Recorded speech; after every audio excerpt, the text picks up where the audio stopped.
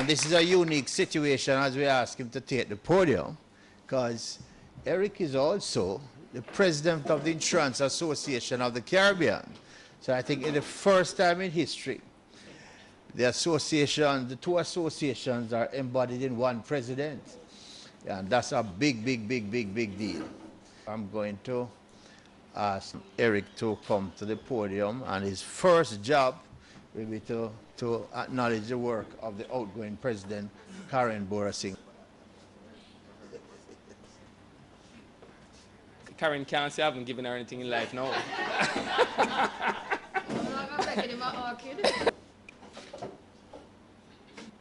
Thank you, sir.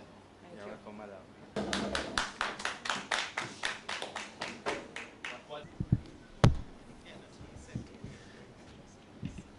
We're going to do one more little presentation to the outgoing president. I'm very generous to you, boy.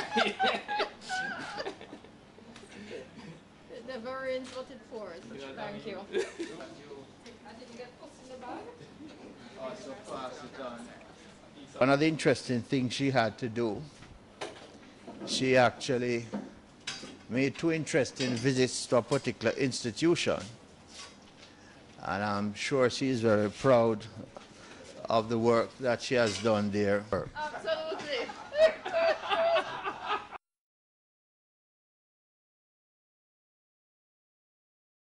Good morning, everyone, again. I begin by thanking my predecessor, Karen, for her leadership of the IAJ over the last 2 years. I am kind of nervous now because she looks so happy to give it up. The achievement speaks for themselves, eh? Notably, the amendment of the Insurance Act, which incorporates changes to the average clause, and they go ahead to publish abridged financials that we have lobbied to have done for many years, and you know, it certainly makes a lot of sense. The energy she has put into the reform of the arbitration rules will assist us in improving our service delivery in settling motor claims in the coming years. We also laud Peter Levy for his willingness to serve another 2 years as Vice President for General Insurance, and also Vernon James, who is the new elected Vice President for the Life side. I'm sure that under their leadership as a team, we will see the implementation of Insurance Vehicle Information System, IVIS, which will become a very important tool in combating insurance fraud, which has plagued the industry. It has hampered the efforts of the police and has robbed the government and insurers alike of revenue. I also wish to thank the insuring public for the support to the industry over the past years in spite of the economic challenges. We certainly do not take you for granted, but we are mindful of the fact that to be unprotected in financial adversity can prove worse than making the sacrifice of paying your premiums. In insurance industry, while pursuing its core business of providing protection for the lives, property, health, motor, and retirement income for Jamaicans, pride itself in being good corporate citizens, apart from the social interventions at the individual member company level.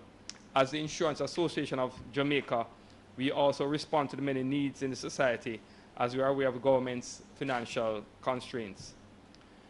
We are not only substantial taxpayers. Maybe I should repeat that, will I? We are not only substantial taxpayers, but also allocate resources to assist our country in various ways. Last year, as we celebrated our 10th anniversary, Karen, the industry allocated $6 million to provide much needed equipment at the Kingston Public Hospital. Earlier this year, for the 4th time, we sponsored a mathematics workshop across the island in support of the Ministry of Education Maths Revolution program. We are particularly pleased with the initiative, as we believe that this program, along with others that the ministry and other persons have gotten involved with, has proven a great, some level of success, as we see the pass mark in 2013 move from 42% to 62% in 2015. This morning, as an industry, as the industry is alarmed by the increased carnage on our roads, we want to do more than support other groups who are asking for the government to implement as speedy as possible the new road traffic legislation already passed by the lower house. We need to get closer to some of the root causes, especially the need to change driver and rider behavior. We are alarmed that based on an April 2016 report issued by the Road Safety Unit, 117 persons have been killed in motor crashes for 2016. It's even more alarming to note that when you drill down the statistics, it shows that 34% of those killed in the period under review are motorcyclists. It is further disturbing to note that 18% of the fatalities were from Westmoreland, according to the statistics of the Road Safety Unit of the Ministry of Transport. The IAJ, in response to this, is partnering with Mr. Tariq Kadu, who has put together what he calls the Back to Basics motorcycle clinic, working along with the Island Traffic Authority. This is necessary as there are currently no structured program to teach persons how to ride a motorcycle. I guess at this point you just jump on it and your friend them show you two things and that's it. These training clinics are designed to take persons from the rudiments of riding a motorcycle, teaching them the rules of the road, demonstrate proper riding techniques, and to take them on a path to certification as motorcyclists. We'll be sponsoring 3 clinics to be run by Mr. Kidu.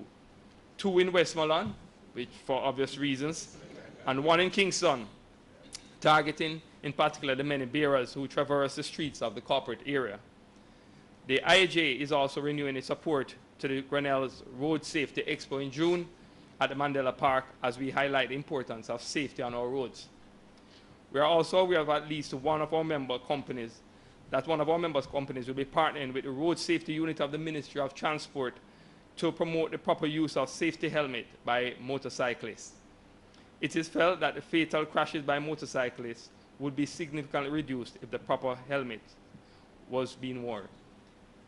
While the industry is about providing protection of financial loss of life and property, we are as concerned about preventing the loss of life and limb. We are also concerned about the human cost as well as the additional strain on the health sector and the scarce resources of the police. Let us all unite and make our roads safer for all. Before we close, we're going to invite Mr. Kadu to come up forward and tell us about the program. And thank you all for coming. God's blessings to you all. Thank you.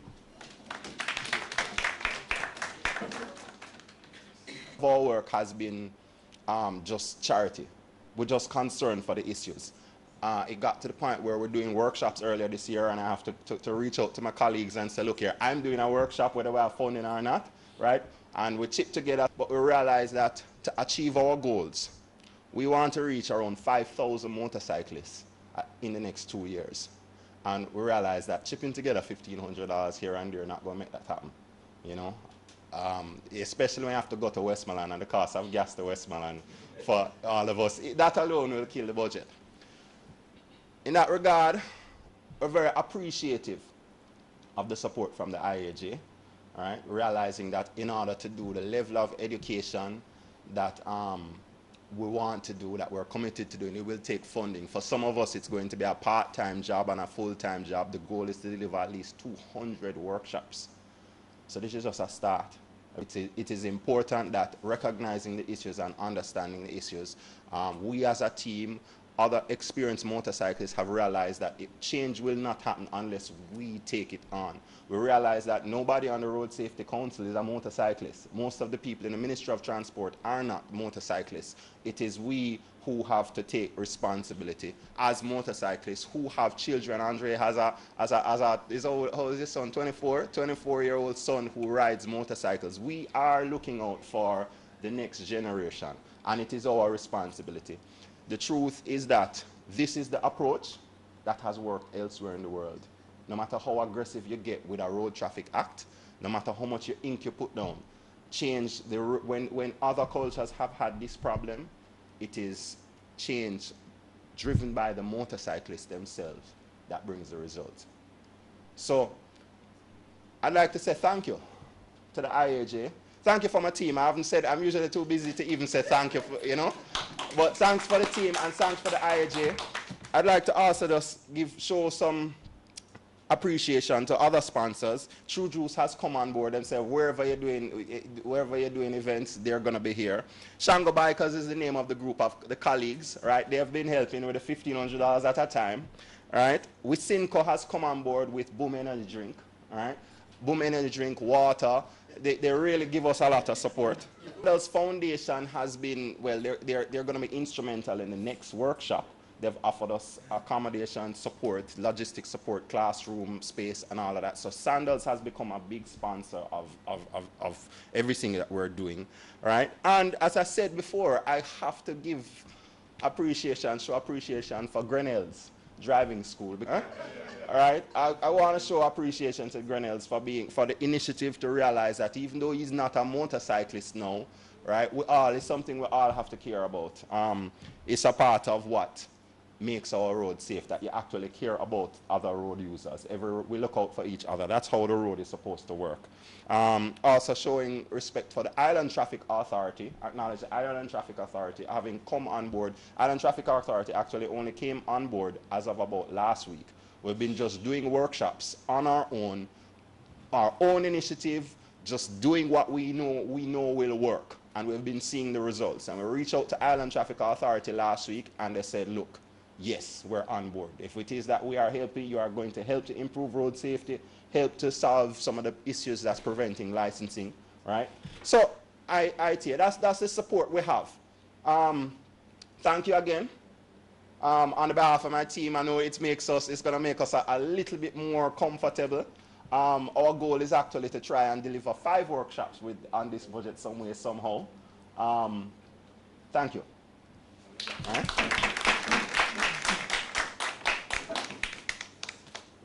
Thanks again, Tariq, and a big hand for you and your team. And I want to acknowledge the president of Alfonso Grinnell, who we work with many years in his expo. All right, we want to wrap up this part of the proceedings and just return to a quick meeting. We have some business to finish, but first we're going to invite Mr. Hussein to go on that bike with helmet on.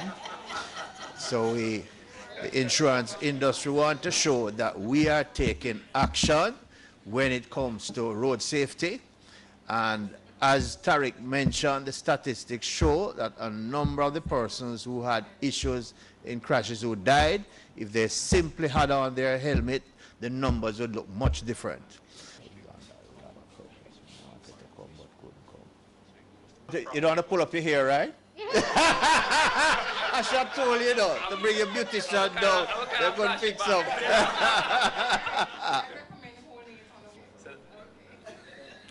That's it?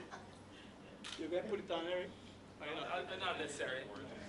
All right, that's not necessary. We just want to have the heads up. Thank you all very much. Well done.